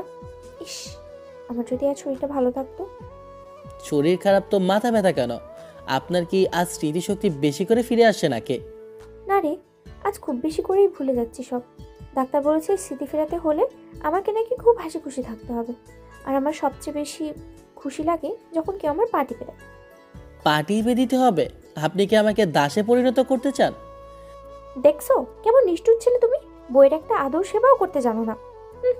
আজ আমি অসুস্থ বলে তুমি একটু পাটাও দিতে পারবে না। পরম্ব ঠিকই বলে, তুমি বিদেশ গিয়ে মানুষ থেকে পাথর হয়ে গেছো। নারী বুঝতে পারে আম্মু আর নীলিমা মিলে তাকে কোণঠাসা করার চেষ্টা করছে। সে শান্ত মাথায় একটা পরিকল্পনা করে। ঠিক আছে নীলিমা আপু, আপনি যখন অসুস্থ তখন সেবার ভার আমার। তবে পা টেপার আগে আপনার মাথায় একটু সরিষার তেল মালিশ করে দিই, এতে স্মৃতিশক্তি একদম ঝরঝরে হয়ে যাবে। তাই নাকি? দাও তাহলে, দাও। নাদিব রান্নাঘর থেকে এক বাটি সরিষার তেল নিয়ে আসে। তাতে সে ইচ্ছে করে একটু কালো জিরা আর মেথি মিশিয়ে আনে, যাতে বিশ্রী গন্ধ হয়। সে নীলিমার মাথায় অঢেল তেল ঢালতে শুরু করে। ওরে বাবারে, এত তেল দিচ্ছ কেন? পুরো শাড়ি ভিজে যাচ্ছে তো। আর এই তেলের গন্ধ এত বিচ্ছিরি কেন? আরে আপু, এটা হলো ওষুধি তেল। স্মৃতি ফেরাতে এর কোনো জুড়ি নেই, একটু সহ্য করুন। বেশি করে তেল না দিলে আপনার ব্রেনের জং ছুটবে না। নীলিমা তেলের গন্ধে বমি করার উপক্রম করে। সে নাদিবকে ধাক্কা দিয়ে সরিয়ে দিয়ে বলে, হয়েছে, আর সেবা করতে হবে না। তোমার সেবার চেয়ে আমার অসুস্থ থাকাই ভালো। যাও, এখন আমার জন্য এক বাটি ঝাল ঝাল চটপটি বানিয়ে নিয়ে আসো, খুব খেতে ইচ্ছে করছে। চটপটি একদম রেডি। তবে ডাক্তার বলেছে অসুস্থ অবস্থায় বেশি মশলা খাওয়া যাবে না। আমি আপনার জন্য স্বাস্থ্যকর চটপটি বানিয়ে এনেছি। নাদিব রান্নাঘরে গিয়ে সিদ্ধ করা ডাবলির ভিতর প্রচুর তিতা করলার রস আর লেবু চিপে দেয়। ঝাল হিসেবে দেয় শুকনো মরিচের গুঁড়া। সে জানে নীলিমা ঝাল খেতে পারে, কিন্তু তিতা একদমই সহ্য করতে পারে না। একটু পরে নাদিব চটপটির বাটি নিয়ে নীলিমার সামনে এসে দাঁড়ায়। এই নিন আপু, আপনার পছন্দের চটপটি, নিজ হাতে খাইয়ে দেব। না থাক, আমি নিজেই খেতে পারবো। তুমি যাও, আম্মুর সাথে বাজারে যাও, বাড়িতে মাছ নেই। নীলিমা এক চামচ মুখে দিয়েই স্থির হয়ে যায়। তিতা করলার কটু স্বাদে তার সারা শরীর রিরি করে ওঠে, কিন্তু সে বুঝতে পারে নাদিব তাকে জব্দ করার জন্যই করেছে। সে মুখ ভ্যাংচায় না, বরং জোর করে গিলে ফেলে। দারুণ হয়েছে নাদিব। আমার তো মনে হচ্ছে এতে আমার স্মৃতিশক্তির 1% ফিরে এসেছে। তুমি বরং কালো আমাকেই চটপটিটা বানিয়ে দিও। বাপরে, এ তো সহ্য ক্ষমতা তো দেখি অসীম। তিতা করলা খেয়েও হাসছে। বিকেলে নাদিব বাজারে যাওয়ার জন্য তৈরি হয়। আম্মু তাকে একটা লম্বা লিস্ট ধরিয়ে দেয়। নাদিব, নীলু বলছিল ওর জন্য কয়েকটা বিশেষ জিনিস আনতে। ওই দেখ, লিস্টে লেখা আছে একটা বড় সাইজের লাল ওড়না, চন্দন সাবান আর 1 কেজি কাঁচা তেঁতুল। কাঁচা তেঁতুল দিয়ে কি হবে? ও জানে কি হবে, তুই যা, দেরি করিস না। নাদিব বাজার থেকে সব নিয়ে ফিরে। সন্ধ্যায় দেখে নীলিমা ড্রয়িং রুমে বসে ওই লাল ওড়নাটা মাথায় দিয়ে আয়নার সামনে এক মনে গান গাইছে। নাদিবকে ঢুকতে দেখে সে হাতের তেঁতুলটা নাদিবের দিকে বাড়িয়ে দেয়। নাদিব শোনো, আজ রাতে আমরা একটা খেলা খেলবো। এই যে 1 কেজি তেঁতুল দেখছো, আমরা দুজনে পালা দিয়ে এটা খাবো, ঠিক আছে? যে বেশি খেতে পারবে সে জিতবে, আর যে হারবে তাকে কাল সকালে সারা বাড়ির সব ফ্যান পরিষ্কার করতে হবে। খেলবো। আমিও দেখতে চাই আপনার পেটে কত বিদ্যে। রাত 10টা। টেবিলে কাঁচা তেঁতুল আর লবণ মরিচের গুঁড়ো নিয়ে বসা হয়েছে। আম্মু বিচারক হিসেবে বসে আছে। নীলিমা একের পর এক তেঁতুল মুখে পুড়ছে আর নাদিবের দিকে তাকিয়ে জিহ্বা দেখাচ্ছে। নাদিবের দাঁত টোকে শিউরে উঠছে, তাও সে হার মানবে না। কি হলো নাদিব? ছোট ভাই তো দেখি এখনই হাঁপিয়ে উঠেছে। আরেকটা খাও, দেখি তোমার সাহস। খাবো। আপনার জন্য যদি আর রাতে আমার দাঁত পড়ে যায় তবে কিন্তু খবর আছে। নাদিব আর নীলিমা সমানে তেঁতুল খাচ্ছে। দুজনেরই চোখ দিয়ে পানি বের হয়ে আসছে। হঠাৎ নীলিমা নাটক শুরু করে। সে পেটে হাত দিয়ে বসে পড়ে। ওরে আম্মু, আমার পেটে কি যেন হচ্ছে। নাদিব, তুমি কি বিষাক্ত তেঁতুল এনেছো? আমার খুব কষ্ট হচ্ছে। কি বলছেন? আমি তো ভালো দেখে তেঁতুল এনেছি। দাঁড়ান, আমি ডাক্তারকে ফোন দিচ্ছি। ডাক্তার লাগবে না নাদিব, তুই বরং নীলুকে এখন কোলে করে ওর রুমে নিয়ে যা, ও হাঁটতে পারছে না। নাদিব যখন নীলিমাকে কোলে নিতে যায়, নীলিমা আড়ালে আম্মুকে চোখ টিপে আসে। নাদিব নীলিমাকে কোলে নিয়ে রুমে ঢোকে। নীলিমা নাদিবের গলা জড়িয়ে ধরে খুব কাছে মুখ নিয়ে আসে। কি হলো নাদিব? তোমার হার্টবিট তো বাড়ছে কেন? তেঁতুল খেয়েছো নাকি আমাকে কোলে নিয়ে ভয় পাচ্ছ? আমি আপনার ওজনের জন্য কষ্ট পাচ্ছি আপু। আপনি তো দেখি দিন দিন খাসির মতো মোটা হচ্ছেন। কি বলে? আমি খাসি? তোকে আমি আজ নামাবই না। তুই আমাকে কোলে নিয়ে সারা ঘর ঘুরবি, এটাই তো শাস্তি। নাদিব নীলিমাকে বিছানায় ছুঁড়ে ফেলে দেয়। নীলিমা ব্যথায় চেঁচিয়ে ওঠে, কিন্তু আসলে সে মজা পাচ্ছে। আপনার স্মৃতি ফিরুক আর না ফিরুক, আপনার শয়তানি বুদ্ধি যে পূর্ণ মাত্রায় আছে সেটা আমি বুঝে গেছি। শুভরাত্রি আপু। নীলিমা বিছানায় শুয়ে হাসতে থাকে। সে বুঝতে পারছে নাদিব তাকে সন্দেহ করছে, কিন্তু নাদিবের এই অসহায়ত্ব দেখতেই তার সবচেয়ে বেশি ভালো লাগে। নাদিব বারান্দায় গিয়ে দাঁড়িয়ে ঠিক করে কাল সে এমন একটা ঘটনা ঘটাবে যাতে নীলিমা নিজেই স্বীকার করতে বাধ্য হয় যে সে নাটক করছে। নাদিব বারান্দার রেলিং শক্ত করে ধরে দাঁড়িয়ে থাকে। একটু পর নীলিমা আসলো রুমে। নাদিব নিজেকে শান্ত করতে পারছে না। তার নিজের মা আর স্ত্রী মিলে তাকে গত 2 মাস ধরে একটা জীবন্ত নাটকের পুতুল বানিয়ে রেখেছে। স্মৃতিশক্তি হারানোর নাম করে, বাচ্চা সাজার নাম করে নীলিমা তাকে যা ইচ্ছে তাই বলছে, আর নাদিব বোকার মতো সব সহ্য করছে। নাদিব মনে মনে হাসে, ভাবছে নীলিমা যদি 2 বছরের বড় হওয়ার সুবাদে নিজেকে বেশি চালাক ভাবে, তবে নাদিবও 4 বছর বিদেশ থেকে অনেক কিছুই শিখে এসেছে। এবার পাল্টা আঘাত দেওয়ার পালা। নাদিব গটগট করে ঘরের ভিতর ঢুকে। সে কোনো কথা না বলেই সোফাতে গিয়ে শুয়ে পড়ে। নীলিমা অবাক হয়, নাদিব আজ ঝগড়া করলো না কেন? সে এত শান্ত কেন? কিন্তু এভাবে নাদিবকে চুপ থাকতে দিলে তো চলবে না। কি ব্যাপার? তুমি হঠাৎ এভাবে চুপচাপ বাধ্য ছেলের মতো সোফাতে শুয়ে পড়লে? তোমাকে বলেছিলাম রুমে ঢোকার আগে আমার অনুমতি নিতে, না বলে বারবার রুমে আসবে না বলেছি না? তোমার কি আম্মুর বকা খাওয়ার খুব শখ হয়েছে? না গো নীলু, আম্মুকে ডাকার আর দরকার হবে না। আমি একটা সিদ্ধান্ত নিয়েছি। কি সিদ্ধান্ত? আবার হিমালয়ে যাওয়ার ভূত মাথায় চাপলো নাকি? গেলে তো আমারই শান্তি, ঘরটা আমার একার হতো। সেরকম কিছু নয়। না, একটা মেয়ের সাথে এভাবে একই খাটে ঘুমানো আমার পক্ষে ঠিক হবে না। এটা নীতি বিরুদ্ধ। নীলিমা অবাক হওয়ার ভান করে। নাদিব হঠাৎ এভাবে কথা বলছে কেন বুঝতে পারছে না। সে বলে, কেন? মেয়ের সাথে কোথায় ঘুমাচ্ছ? তুমি তোমার বউয়ের সাথে ঘুমাচ্ছ। তুমি তো বলেছিলে যে স্বামী স্ত্রী একসাথে থাকতে হয়, ঘুমানো যায়। এখন আবার নীতি কথা আসছে কেন? আরে ওসব তো মিথ্যা বলেছি। তোমার সাথে এক ঘরে থাকার জন্য ওসব গল্প সাজিয়েছে। আমি আসলে তোমার কেউ না, আর তুমিও আমার কেউ নাও। তুমি তো বড় আপু। যাও ওই পাশে, মানে খাটে গিয়ে ঘুমাও। ও আচ্ছা, বেশ, তুমি যা বলবে। নীলিমা আর কিছু বলে না। সে চুপচাপ বালিশ নিয়ে খাটের এক কোণে শুয়ে পড়ে। নাদিব আর চোখে লক্ষ্য করে নীলিমার মুখটা হঠাৎ ম্লান হয়ে গেছে। সম্ভবত সে আশা করেনি নাদিব এভাবে সরাসরি তাকে প্রত্যাখ্যান করবে। নাদিব মনে মনে হাসে, মনে মনে বলে, এবার বুঝবে নীলু, কত ধানে কত চাল, কোন দিক দিয়ে যায় কোন দিকের হাল। আমার সাথে অ্যাক্টিং। এবার আমি তোমাকে হাড় ভাঙা খাটুনি খাটাবো। আর কোনো ঝগড়া নয়, বুঝবে তুমি পরে। পরদিন সকালে নাদিব খুব সকালেই ঘুম থেকে ওঠে। ফ্রেশ হয়ে ডাইনিং টেবিলে ব্রেকফাস্ট করতে বসে সে। আম্মু গরম গরম পরোটা আর ডিম ভাজি দিয়েছে। একটু পরেই নীলিমা চুল এলিয়ে দিয়ে ড্রয়িং রুমে আসে। সে এসে নাদিবের ঠিক পাশের চেয়ারেই বসতে চায়। নাদিব সেটা দেখে সাথে সাথে প্লেট হাতে তুলে নিয়ে অন্য পাশের একটা চেয়ারে গিয়ে বসে পড়ে। নীলিমা শুধু ফ্যালফ্যাল করে তাকিয়ে নাদিবের দিকে। তার চোখে এক ধরনের বিস্ময় আর কষ্ট দেখা যায়, কিন্তু নাদিবের চোখ আজ পাথরের মতো শক্ত। সে মনে মনে বলে, আমি অনেক জ্বালিয়েছি নীলু। ভেবেছিলাম বিদেশে 4 বছর হাড়ভাঙা খাটুনি কেটে দেশে ফিরে বউ নিয়ে শান্তিতে সংসার করব। আর তুমি কি করলে? স্মৃতিশক্তি হারানোর নাটক করে আমায় নাজেহাল করলে। এবার দেখো আমি কি করি। এর পরের কয়েকদিন নাদিব একদম অন্য মানুষ হয়ে গেছে। সে সে নীলিমার সাথে জরুরি কাজ ছাড়া কোনো কথাই বলে না। নীলিমা কথা বলতে আসলে সে ল্যাপটপে ব্যস্ত হয়ে পড়ে, অথবা অথবা ফোনে কথা বলার ভান করে এড়িয়ে যায়। রাতে সে আর খাটে শোয় না, ড্রয়িং রুমের সোফায় গিয়ে শুয়ে থাকে। নীলিমা কয়েকবার এসে তাকে সরে যাওয়ার জন্য রাখলেও সে কান দেয় না। নাদিব দেখতে পায় নীলিমা দিন দিন গুমসুম হয়ে যাচ্ছে।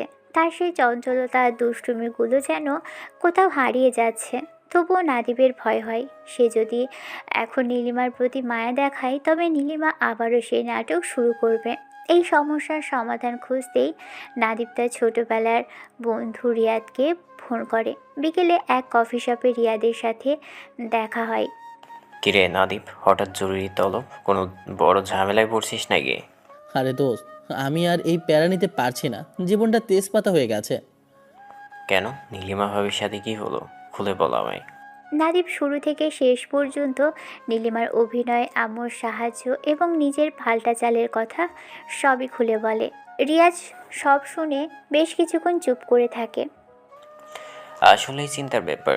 ভাবি তো বেশ তুখোর খেলোয়াড়। তবে এমনটা হয়েছে, সত্যি সত্যি ভাবির মা বাবা মারা যায়। তোর মা তোকে নিজের কাছে রেখে তোর সাথে বিয়ে দেয়। আরে সে সিনিয়র বলে আমি তাকে এড়িয়ে চলেছি।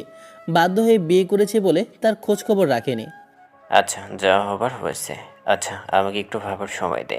আমি একটা জুৎসই বুদ্ধি বের করছি। আচ্ছা দোস্ত, তুই ছাড়া আমার আর কোনো গতি নেই। এরপর নাবিদ চলে আসে বাড়িতে। রাতে বারান্দায় দাঁড়িয়ে নাদিব আকাশের দিকে তাকিয়ে থাকে। নীলিমা ঘরের ভিতর থেকেই তাকে কয়েকবার উকি দিয়ে দেখেছে, কিন্তু সামনে আসার কোনো সাহস পায়নি। ঠিক সেই সময় রিয়াজের ফোন আসে।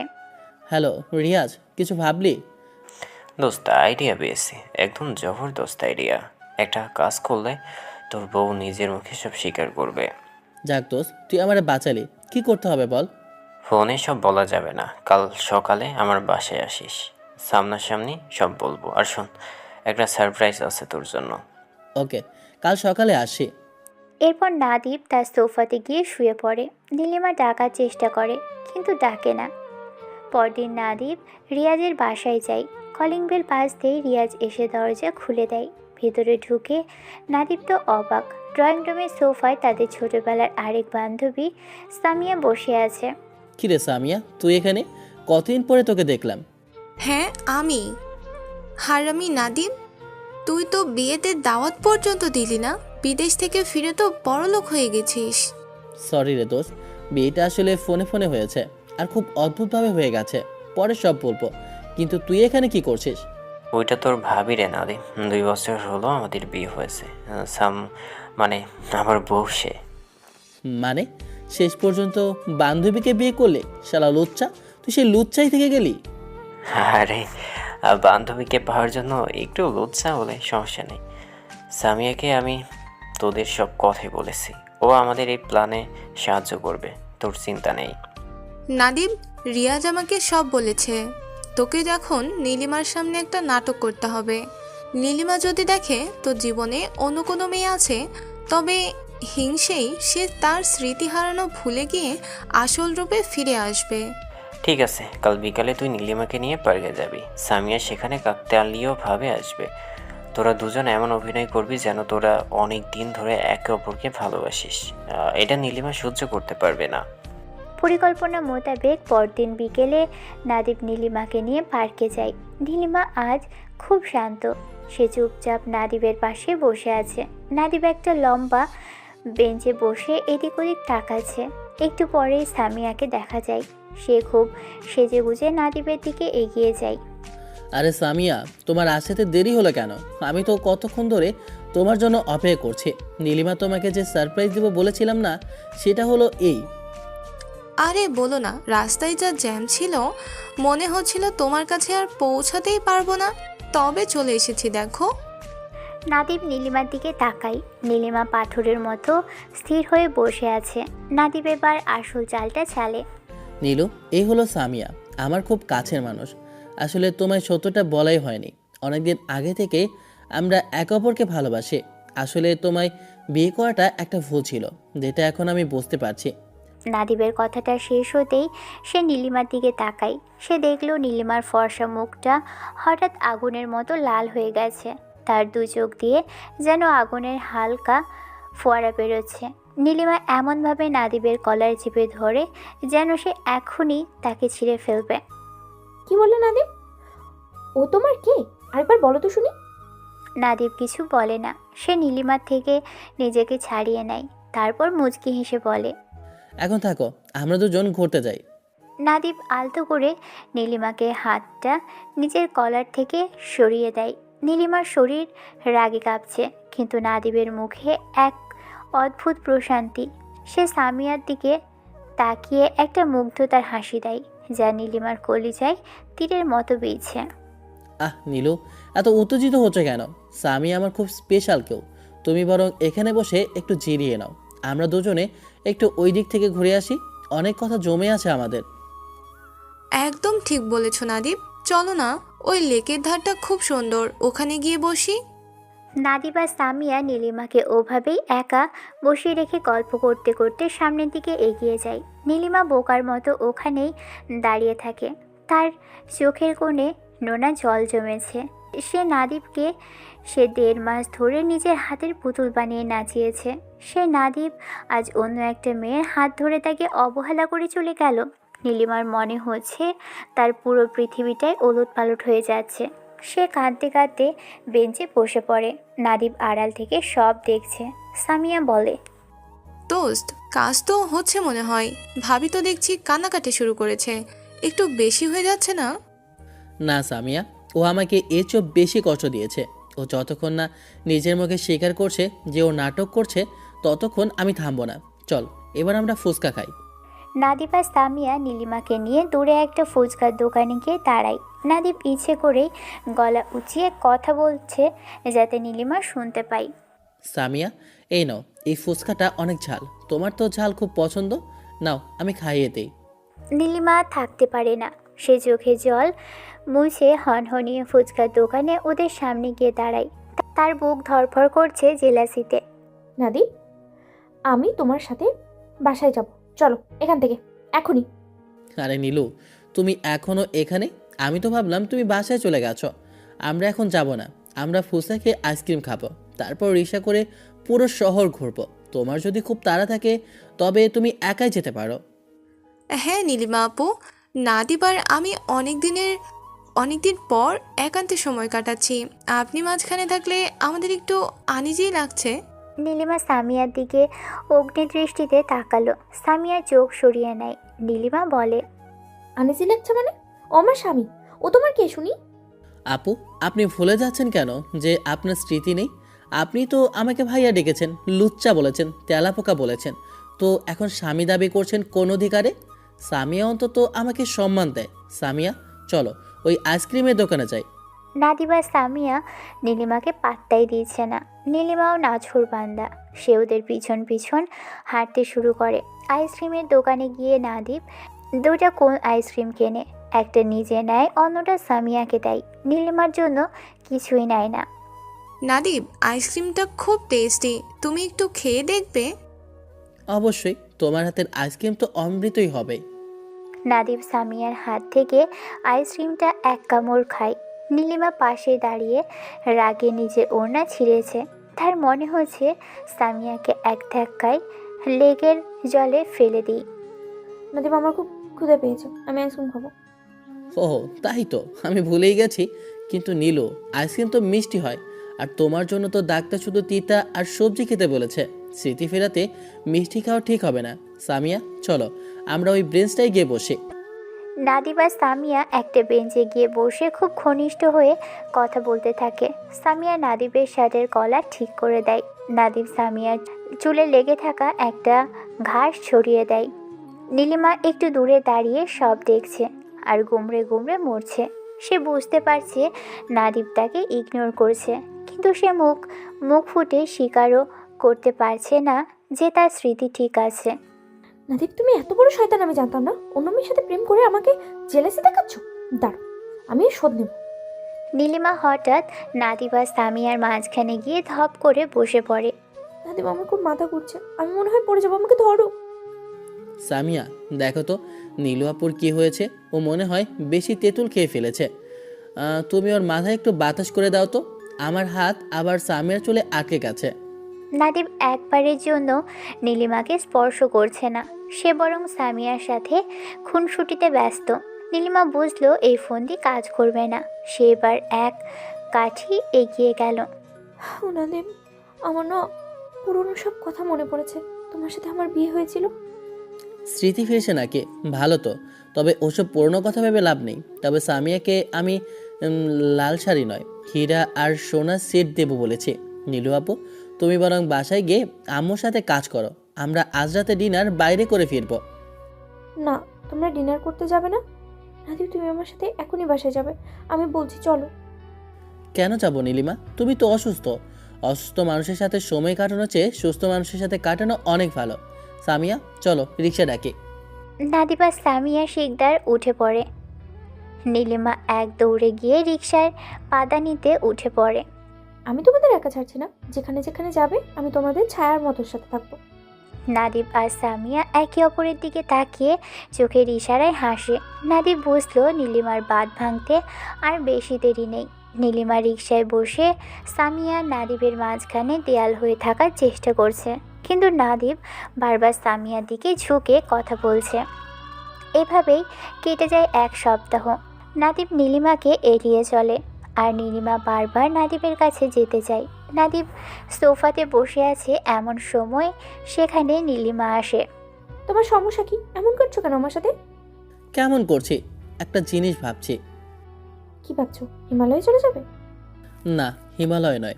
আমি ভাবলাম তুমি যেহেতু আমাকে বর বলে মানতে পারছো না, আর তোমার স্মৃতিশক্তি ফিরছে না, তাই এভাবে জোর করে তোমায় আটকে রাখা ঠিক হবে না।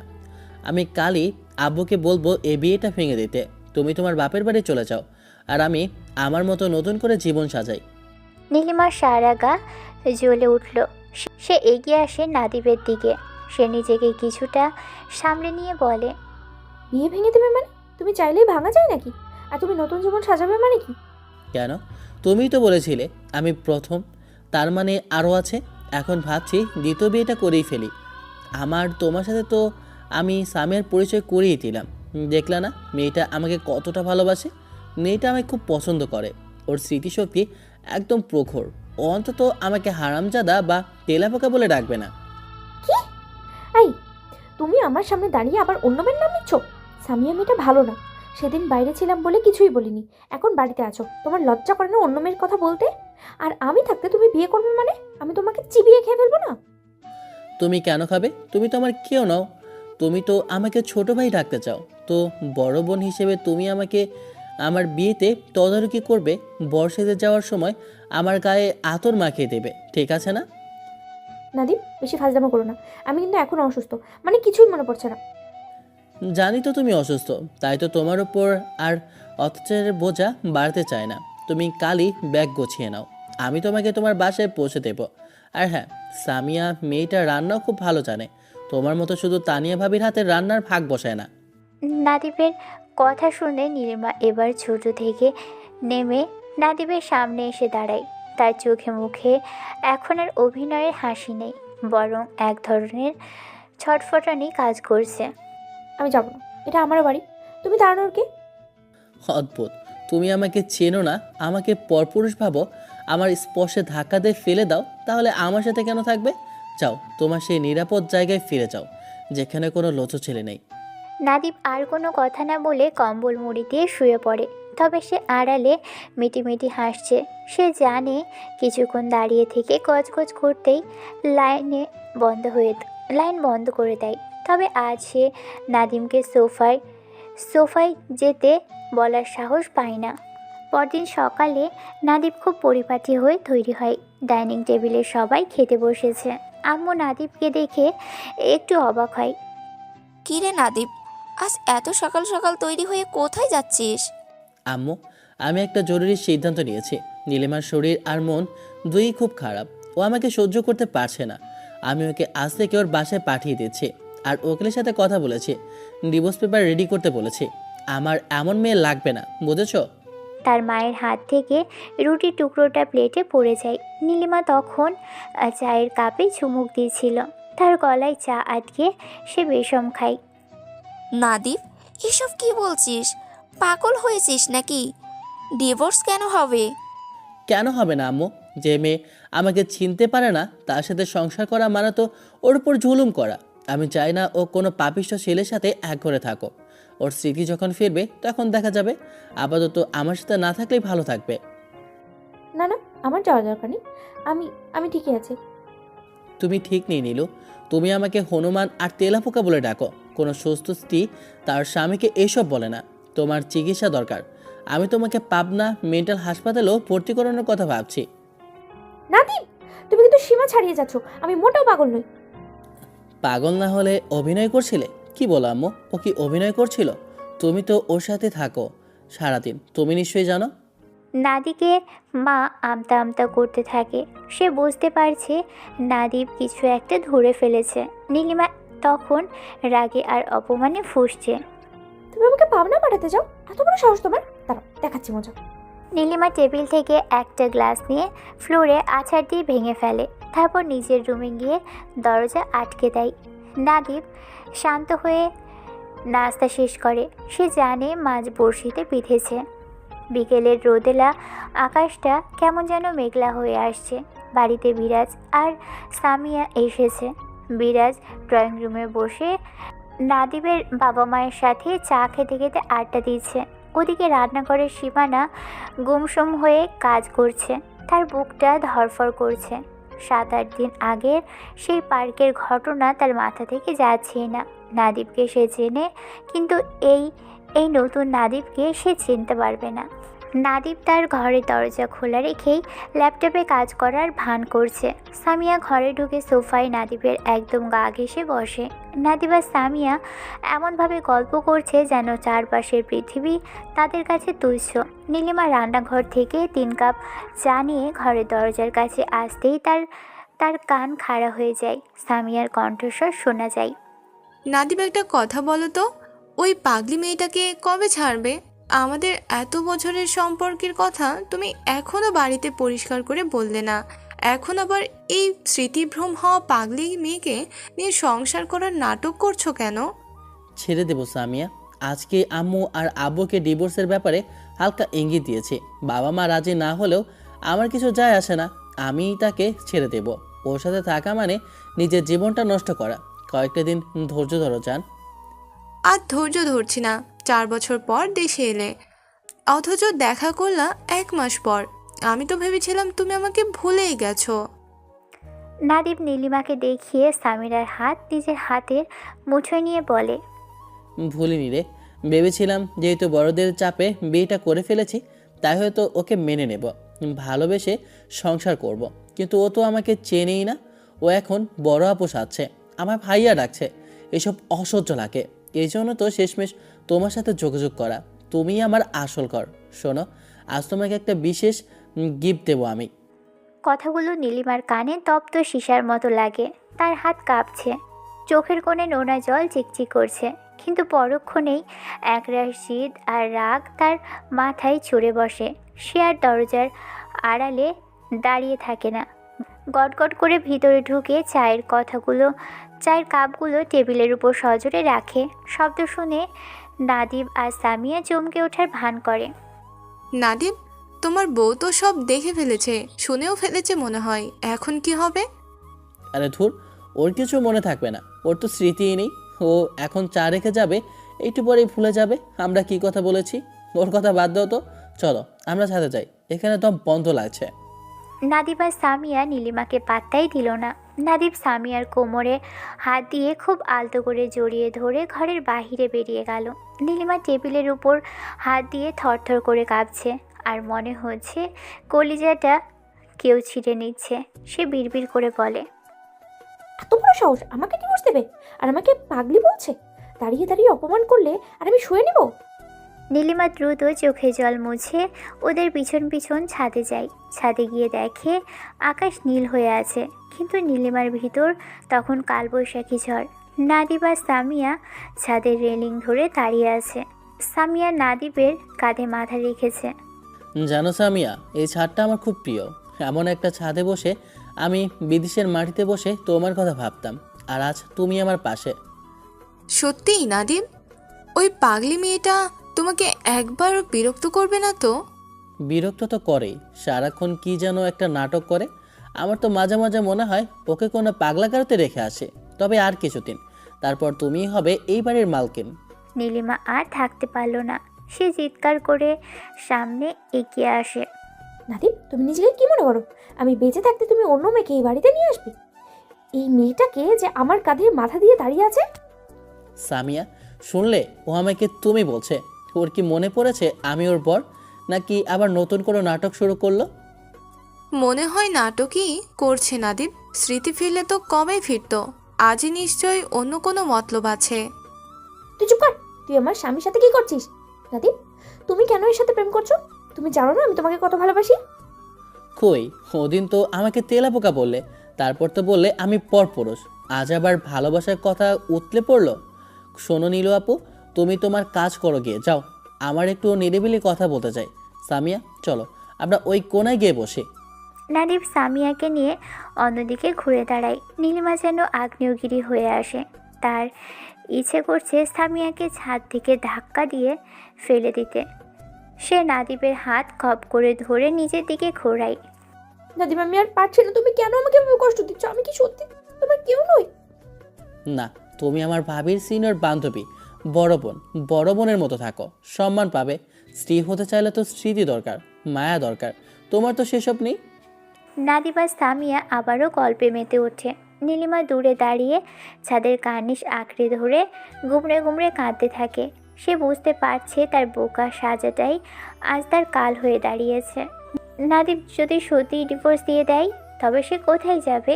নীলিমা মনে মনে কসম করে আর অভিনয় করে, আজ রাতে সব শেষ করে দেব। নাদিবকে আজ স্বীকার করাতেই হবে যে সে শুধু আমারই। সন্ধ্যায় নাদিব যখন রুমে ঢোকে দেখে নীলিমা ব্যাগ গোছাচ্ছে। নাদিব মনে মনে একটু ঘাবড়ে যায়, আসলেই কি চলে যাবে নাকি? ভালো করেছো নীলু, নিজের ভালো সবাই বোঝে। ব্যাগ গোছানো হলে বলো, নিচে গাড়ি দাঁড়িয়ে আছে। তুমি কি সত্যি চাও আমি চলে যাই? তুমি কি সত্যি ওই খারাপ মেয়েটা সামিয়াকে বিয়ে করবে? কেন করলে তোমার সমস্যা কোথায়? তুমি তো আমাকে ভাইয়া ডাকো। বড় বোন কি চায় না ছোট ভাই সুখে থাকুক? আমি তোমাকে খুন করে ফেলবো নাদিম। তুমি আমার থেকে 2 বছরের ছোট হতে পারো, কিন্তু তুই আমার স্বামী। আমি অভিনয় করেছি কারণ তুই বিয়ের পরে বিদেশে গিয়ে আমাকে ভুলেই গিয়েছিলি। আমার ফোন ধরতি না, ঠিকমতো কথা বলতি না। আমি চেয়েছিলাম তোকে একটু শিক্ষা দিতে। ও আচ্ছা, তাহলে স্মৃতিশক্তি হারানোটা সম্পূর্ণ মিথ্যা ছিল? হ্যাঁ, মিথ্যে ছিল, 100 বার মিথ্যে ছিল। আমি তোকে জানানোর জন্য বড় আম্মুর সাথে প্ল্যান করেছি। এখন কি করবি তুই? মারবি আমাকে? বের করে দিবি? নাদিব এবার নীলিমার হাতটা কলার থেকে সরিয়ে দেয়, তারপর ওর 2 হাত নিজের হাতে শক্ত করে ধরে। মারবো কেন?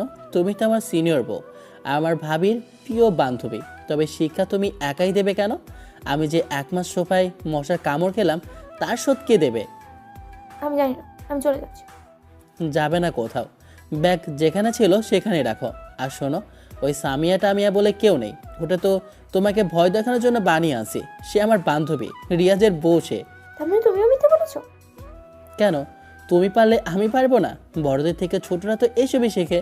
নীলিমা নাদিবের বুকে একটা কিল মারে, তারপর ওর উপর ঝাঁপিয়ে পড়ে জড়িয়ে ধরে কাঁদতে শুরু করে।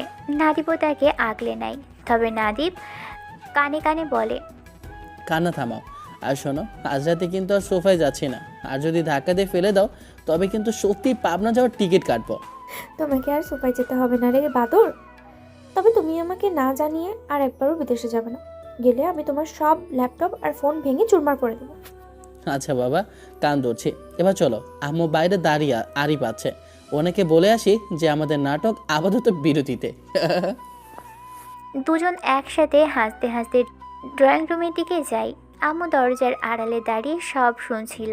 সে দীর্ঘশ্বাস ফেলে বলে, যাক, দুজনের বুদ্ধিই সমান। এবার অন্তত বাড়িতে একটু শান্তি ফিরবে। কিন্তু শান্তি কি এত সহজে আসে? নীলিমা যে নাদিবের চেয়ে 2 বছরের বড়, এই সুপারিউটি কমপ্লেক্স কি এত সহজে যাবে? নাদিব জানে রোমান্টিক অত্যাচার কেমন করে শুরু হয়েছে।